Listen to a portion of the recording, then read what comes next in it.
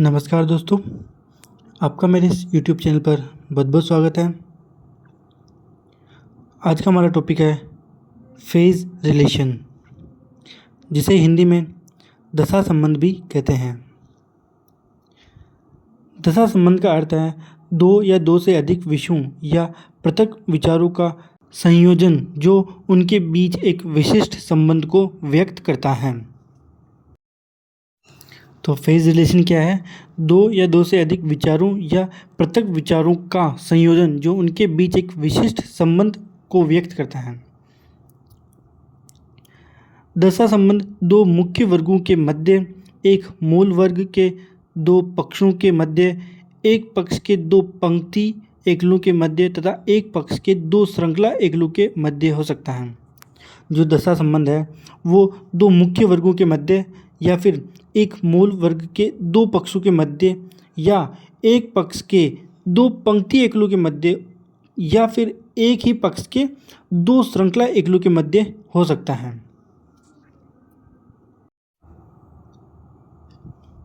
किसी भी वर्गीकरण पद्धति में दशा संबंधों का सर्वप्रथम प्रावधान इसलिए किया जाता है जिससे कंपाउंड सब्जेक्ट या फिर कॉम्प्लेक्स सब्जेक्ट के प्रकरणों को वैयक्तिकता प्रदान की जा सके। तो दशा संबंधों का प्रयोग किस लिए किया जाता है? ताकि जो कंपाउंड विषय हो गए और कॉम्प्लेक्स विषय के प्रकरणों को वैयक्तिकता प्रदान की जा सके। रंगनाथन ने लूज असेंबलेज यानी स्थिर समुच्चय की प्रक्रिया से गठित विषयों को वर्ग संख्या प्रदान करने के लिए दशा संबंधों की अभिकल्पना की थी। रंगनाथन ने लूज असेंबलेज की प्रक्रिया से गठित विषयों को वर्ग संख्या प्रदान करने के लिए दशा संबंधों की परिकल्पना की थी। फेज रिलेशन का विधिवत प्रयोग हमें कॉलन क्लासिफिकेशन के फर्स्ट एडिशन में देखने को मिलता है। तो सबसे पहले फेज रिलेशन का विधिवत प्रयोग कहाँ पर किया गया था? कॉलन क्लासिफिकेशन के फर्स्ट एडिशन में, जो कि 1933 में आया था। उसमें ही फेज रिलेशन का सर्वप्रथम प्रयोग किया गया था। फेज रिलेशन में दो विषय वाले ग्रंथों में वर्ग निर्माण के लिए उन्होंने दशा कड़ी यानी फेज लिंक तकनीक का प्रयोग किया है। फेज रिलेशन में दो विषयों के बीच शून्य का प्रयोग फेज लिंक के रूप में किया गया है। हालांकि जो 7th एडिशन आया था उसमें इसको बदल दिया गया था, परंतु जो 6th एडिशन तक फेज लिंक के रूप में 0 का ही प्रयोग किया गया था। इसका एग्जांपल देखते हैं हम। एग्जांपल है मैथ्स फॉर इंजीनियरिंग। तो इसको किस तरह से लिखा गया है? बी ये मैथ्स का हो गया और इंजीनियरिंग हो गया डी को। इनको जोड़ने के लिए फेज लिंक के रूप में 0 का प्रयोग किया गया है। कॉलन क्लासिफिकेशन के 7th एडिशन में, जो कि 1987 में आया था, उसमें 0 के स्थान पर एम्परसेंड का प्रयोग किया गया था। जो फेज लिंक है उसमें 0 के स्थान पर एम्परसेंड का प्रयोग किया गया है। मतलब कॉलन क्लासिफिकेशन के 6th एडिशन तक जो इसका रिवाइज एडिशन आया था उसमें तो फेज लिंक के रूप में 0 का प्रयोग किया गया है, लेकिन जो 7th एडिशन आया कॉलन क्लासिफिकेशन का 1987 में, उसमें फेज लिंक के रूप में एम्परसेंड का प्रयोग किया गया है। कॉलन क्लासिफिकेशन के 6th एडिशन में, जो कि 1960 में आया था, इसमें फेज रिलेशन के 3 स्तर बताए गए हैं, यानी 3 लेवल बताए गए हैं तथा प्रत्येक स्तर के 5 प्रकार के संबंध बताए गए हैं। अब हम इनके 3 स्तर देख लेते हैं, 3 लेवल देख लेते हैं इनके कौन कौन से हैं। पहला स्तर है इंटर सब्जेक्ट फेज रिलेशन, जिसे हिंदी में अंतर विषय दशा संबंध भी कहते हैं। दूसरा है इंट्रा फेसेट फेज रिलेशन, जिसे हिंदी में अंतर पक्ष दशा संबंध भी कहते हैं। तीसरा है इंट्रा अराय फेज रिलेशन, जिसे हिंदी में अंतर पंक्ति दशा संबंध भी कहते हैं। और इन 3 लेवल्स के 5 प्रकार के दशा संबंध बताए गए हैं 6th एडिशन के अंदर। ये 5 प्रकार कौन कौन से हैं जो देखते हैं। पहला है जनरल रिलेशन, जिसे सामान्य संबंध भी कहते हैं। दूसरा है बाइज रिलेशन, जिसे झुकाव के संबंध भी कहते हैं। तीसरा है कंपैरिजन रिलेशन, जिसे तुलना संबंध भी कहते हैं। चौथा है डिफरेंस संबंध, जिसे भेद संबंध भी कहते हैं। पांचवा है इन्फ्लुएंसिंग यानी प्रभाव संबंध भी कहते हैं इसे। तो जो कोलन क्लासिफिकेशन का 6th एडिशन आया था उसमें तो ये 3 स्तर और इनके 5 प्रकार के संबंध बताए गए थे, परंतु कोलन क्लासिफिकेशन के 7th एडिशन में प्रत्येक स्तर के 6 प्रकार के संबंध बताए गए हैं। पहले 5 संबंध हो गए जनरल रिलेशन, बाइस relation, comparison relation, difference relation और 5वां हो गया इन्फ्लुएंसिंग रिलेशन।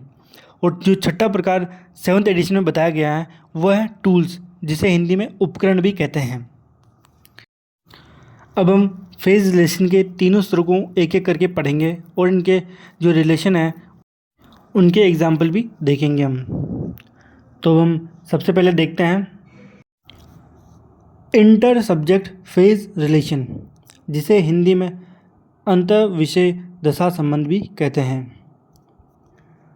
जब संबंध 2 या 2 से अधिक विषयों के मध्य होता है तो वह इंटर सब्जेक्ट फेज रिलेशन कहलाता है। जब कोई संबंध 2 या 2 से अधिक विषयों के मध्य होता है वही इंटर सब्जेक्ट फेज रिलेशन कहलाता है। इंटर सब्जेक्ट फेज रिलेशन के 6 प्रकार के संबंध बताए गए हैं। जो कोलन क्लासिफिकेशन था उसके 6th एडिशन में तो 5 प्रकार के ही बताए गए थे, लेकिन जो 7th एडिशन आया उसमें 6 प्रकार के रिलेशन बताए गए हैं। पहला रिलेशन है inter subject general phase relation, जिसका योजक चिन्ह है ए। दूसरा रिलेशन है इंटर सब्जेक्ट बाइस फेज रिलेशन, इसका योजक चिन्ह है बी। तीसरा है कंपैरिजन, जिसका योजक चिन्ह है सी। और चौथा है डिफरेंस, इसका योजक चिन्ह है डी। और 5वां रिलेशन है इसका टूल्स, इसका रिलेशन है ई। ये 7th एडिशन में ही जोड़ा गया था। और छठा रिलेशन है इन्फ्लुएंस, इसका योजक चिन्ह है जी। ये मैंने आपको याद करने के हिसाब से जमाया ताकि आप इसे आसानी से याद कर सकें। इस तरह से A B C D E जी, इस तरह से आप इसको याद कर सकते हैं ताकि आपको कोई दिक्कत ना आए याद करने में ना। अब हम इसके एग्जाम्पल देख लेते हैं। पहला एग्जाम्पल देखते हैं हम general political science and economics. इसका नोटेशन बना है W एम्परसेंड AX। इसमें जो A है वो हमारा जनरल रिलेशन बता रहा है पॉलिटिकल साइंस और इकोनॉमिक्स के बीच में। दूसरा एग्जाम्पल है इकोनॉमिक्स फॉर पॉलिटिशियन। इसका नोटेशन है X एम्परसेंड BW। यहाँ पे B रिलेशन बता रहा है 22 का, जो कि इकोनॉमिक्स और पॉलिटिशियन के बीच में है। तीसरा एग्जाम्पल है पॉलिटिकल एंड इकोनॉमिक कंपेयर्ड। इसका नोटेशन है W एम्परसेंड CX। यहाँ पर C कंपेरिजन बता रहा है पॉलिटिकल और इकोनॉमिक्स के बीच में। चौथा एग्जाम्पल है हमारा difference between politics and economics में। इसका नोटेशन है W एम्परसेंड DX। यहाँ पे जो D है वो डिफरेंस बता रहा है पॉलिटिकल साइंस और इकोनॉमिक्स के बीच में। पांचवा एग्जाम्पल है हमारा application of physics to engineers. इसका नोटेशन है C एम्परसेंड ED। यहाँ पर जो E है ये बता रहा है कि जो फिज़िक्स है ये इंजीनियरिंग के अंदर एक टूल के रूप में कार्यरत है। हमारा छठा एग्जाम्पल है influence of economics on politics. इसका नोटेशन है W एम्परसेंड GX। यहाँ पर G रिलेशन बता रहा है कि जो इकोनॉमिक्स है उसके ऊपर पॉलिटिक्स का कितना इन्फ्लुएंस है। अब हम फेज रिलेशन का दूसरा स्तर देखते हैं, जो कि है इंट्रा फेसेड फेज रिलेशन, जिसे हिंदी में अंतर पक्ष दशा संबंध भी कहते हैं। इसके अनुसार जब किसी विषय के एक ही पक्ष के दो आइसोलेट के मध्य संबंध स्थापित होता है तो वह इंट्रा फेसेड फेज रिलेशन कहलाता है। इसके अनुसार किसी विषय के एक ही पक्ष के दो या दो से अधिक आइसोलेट के मध्य संबंध स्थापित होता है तो वह इंट्रा फेसेड फेज रिलेशन कहलाता है। ये संबंध किसी मुख्य वर्ग के पी पक्ष, एम पक्ष और ई पक्ष तथा एस पक्ष के दो एकलों के मध्य हो सकता है। तो ये जो किस किस के मध्य हो सकता है, पी एम ई एस, यानी पर्सनैलिटी, मैटर, एनर्जी और स्पेस के मध्य, दो एकलों के मध्य ये संबंध हो सकता है। अब हम इंट्राफेसेड फेज रिलेशन के 6 संबंध के योजक चिन्ह भी देख लेते हैं। पहला है इंट्राफेसेड जनरल फेज रिलेशन, जिसका योजक चिन्ह है जे। दूसरा है बायस फेज रिलेशन, जिसका योजक चिन्ह है के। तीसरा फेज रिलेशन है कंपैरिजन, जिसका योजक चिन्ह है एम। चौथा डिफरेंस फेज रिलेशन, जिसका योजक चिन्ह है एन। पांचवा रिलेशन है टूल्स, जिसका योजक चिन्ह है पी। और छठा रिलेशन है इन्फ्लुएंस, जिसका योजक चिन्ह है आर। अब हम इसके एग्जाम्पल देख लेते हैं। पहला एग्जाम्पल है बुद्धिज्म एंड जैनिज्म। इसका नोटेशन है Q3 J4। यहाँ पर ये जनरल रिलेशन बता रहा है किसके बीच में, बुद्धिज्म और जैनिज्म रिलीजन के मध्य। दूसरा एग्जाम्पल है हिंदुइज्म बाइज्ड बुद्धिज्म। इसका नोटेशन है Q2 K4। यहाँ पर ये बता रहा है कि जो बुद्धिज्म है ये बाइज है हिंदुइज्म पर। तीसरा एग्जाम्पल है क्रिश्चियन एंड हिंदुइज्म कंपेयर्ड। इसका नोटेशन है Q6 M2। यहाँ पर ये कंपेयर कर रहा है क्रिश्चियनिटी को और हिंदुइज्म को। इसका चौथा एग्जाम्पल है difference between library administration and technical treatment. इसका नोटेशन है 2:5 N8। यहाँ पर जो N है ये डिफरेंस बता रहा है लाइब्रेरी एडमिनिस्ट्रेशन के मध्य और टेक्निकल ट्रीटमेंट के मध्य। पांचवा एग्जाम्पल है हमारा European music through Asian music. इसका नोटेशन है NR5 P4। जो यहाँ पर P है ये बता रहा है कि जो यूरोपियन म्यूज़िक है वो एशियन म्यूज़िक का एक टूल है।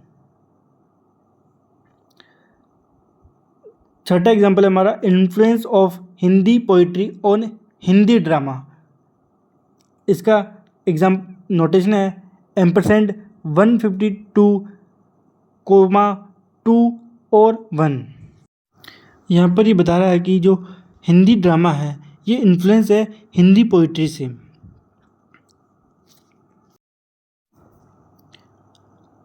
अब हम हमारा फेज रिलेशन का तीसरा स्तर देखते हैं, जो कि है इंट्रा अराय फेज रिलेशन, जिसे हिंदी में अंतर पंक्ति दशा संबंध भी कहते हैं।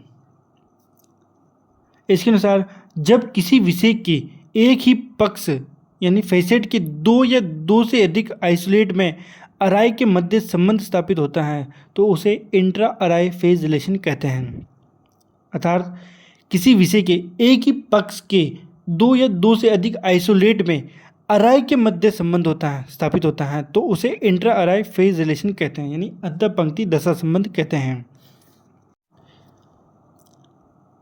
इसके भी 6 प्रकार के संबंध हैं, तो हम इनके संबंध और इनके योजक चिन्ह देख लेते हैं। पहला संबंध है intra array general phase relation, जिसका योजक चिन्ह है टी।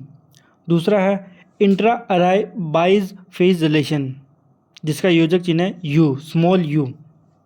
आप ये याद रखना कि जितने भी हमने ये रिलेशन पढ़े हैं इनके योजक चिन्ह है ये स्मॉल लेटर्स हैं, कोई भी कैपिटल लेटर नहीं है इनमें। तीसरा रिलेशन देखते हैं हम, जो कि है intra array comparison phase relation. इसका योजक चिन्ह है वी। चौथा रिलेशन है intra array difference phase relation, जिसका योजक चिन्ह है डब्ल्यू। पांचवा रिलेशन है intra array tool phase relation, जिसका योजक चिन्ह है एक्स। और छठा संबंध है intra array influence phase relation, जिसका योजक चिन्ह है वाई। ये सारे स्मॉल लेटर्स हैं ना। अब हम इनके एग्जांपल्स देख लेते हैं। पहला एग्जांपल है कॉलेज एंड यूनिवर्सिटी लाइब्रेरी। इसका नोटेशन है 233 T4। यहाँ पर जो टी है ये जनरल रिलेशन बता रहा है कॉलेज एंड यूनिवर्सिटी लाइब्रेरी के मध्य। दूसरा एग्जांपल है हमारा रूरल सोशियोलॉजी फॉर अर्बन। इसका नोटेशन है Y31 U3। इसमें ये झुकाव का संबंध बता रहा है किसके मध्य, रूरल और अर्बन के मध्य सॉरी।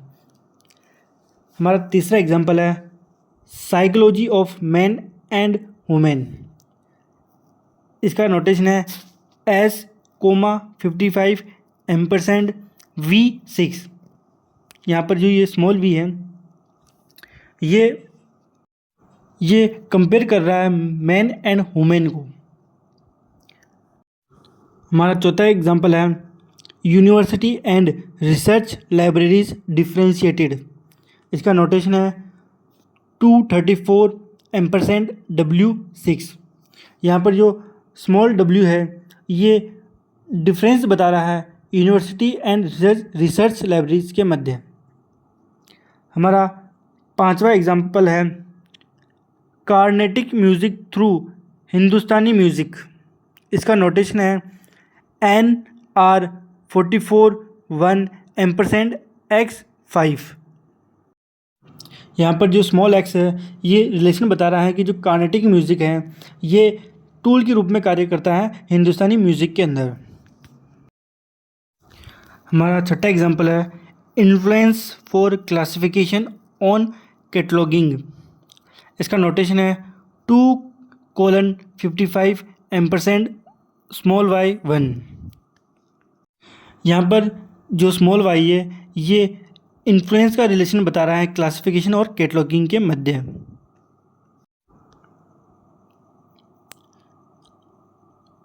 यहाँ पर हमने कॉलम क्लासिफिकेशन में जो फेज रिलेशन है उसके बारे में सारी डिटेल देख ली है।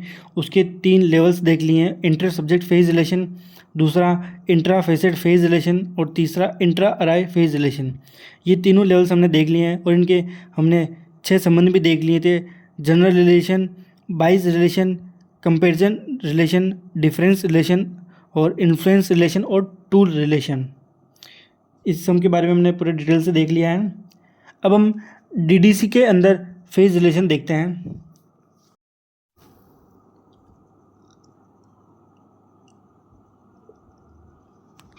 जो डीडीसी है इसमें फेज रिलेशन का प्रावधान 11वें एडिशन में शामिल किया गया था। मतलब जो इससे पहले जो जितने भी एडिशन आए थे उसमें फेज रिलेशन का प्रावधान नहीं था। जो 11वां एडिशन आया था उसी के अंदर सर्वप्रथम फेज रिलेशन का प्रावधान किया गया था। डीडीसी में 0 का प्रयोग फेज रिलेशन के लिए किया जाता है। जो कॉलम क्लासिफिकेशन है इसमें भी स्टार्टिंग के 6th एडिशन तक 0 का ही फेज रिलेशन के रूप में प्रयोग किया जाता है, मतलब लिंक, फेज लिंक के रूप में प्रयोग किया जाता था, परंतु उसको बाद में चेंज कर दिया गया था 7th एडिशन में। और डीडीसी है इसके अंदर भी जो 0 है इसका प्रयोग फेज रिलेशन के रूप में किया जाता है। डीडीसी के 18वें संस्करण से मानक उपविभाजन यानी स्टैंडर्ड सब डिवीज़न तालिका टेबल 1 में -024 संख्या का प्रयोग झुकाव संबंध यानी बाइस रिलेशन को प्रदर्शित करने के लिए किया गया है।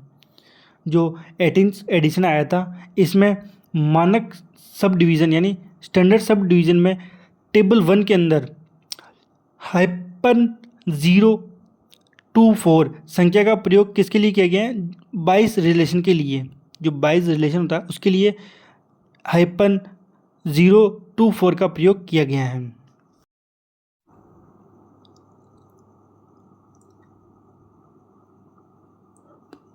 अब हम नेक्स्ट देखते हैं यूडीसी में फेज रिलेशन। यूडीसी में फेज रिलेशन को प्रदर्शित करने के लिए कोलन चिन्ह का प्रयोग किया गया है। जो यूडीसी है इसमें फेज रिलेशन को दर्शाने के लिए कोलन का प्रयोग किया गया है। यूडीसी में पुस्तक में वर्णित 2 विषयों में से किसी भी पक्ष को कोलन के पहले अथवा बाद में लिखे जाने का विकल्प है। यूडीसी में हम किसी भी विषय को कोलन से पहले अथवा कोलन के बाद लिख सकते हैं। ऐसा कोई ज़रूरी नहीं है कि हम किसी एक विषय को ही पहले लिखें। हम किसी भी विषय को पहले लिख सकते हैं और किसी भी विषय को बाद में लिख सकते हैं। यूडीसी में डबल कोलन का प्रयोग वर्गीकरण के विषयों के अनुक्रम को बदलने के विकल्प को समाप्त करता है। मतलब जो कोलन है इसमें तो हम किसी भी विषय को पहले और बाद में लिख सकते हैं, परंतु जहाँ पर हम डबल कोलन का प्रयोग करते हैं वहाँ पर हम विषयों को बदल नहीं सकते, उनके क्रम को हम बदल नहीं सकते। ये जो हमारा क्रम के बदलने को विकल्प होता है उसको ये डबल कोलन समाप्त कर देता है। अब हम इसके एग्जाम्पल देख लेते हैं। पहला एग्जाम्पल है स्टैटिक्स ऑफ एग्रीकल्चर, जिसका नोटेशन है 31:63। इसे हम क्योंकि हम किसी भी विषय को पहले और बाद में लिख सकते हैं तो इसे हम स्टैटिक्स ऑफ एग्रीकल्चर है, इसे हम 63:31 भी लिख सकते हैं। और इसका दूसरा एग्जाम्पल है इंटरनेशनल लेबर ऑर्गेनाइजेशन, जिसका नोटेशन है 341.16:331। यहाँ पर डबल कोलन का प्रयोग किया गया है, इसकी वजह से हम जो विषयों का क्रम है उसे हम बदल नहीं सकते हैं।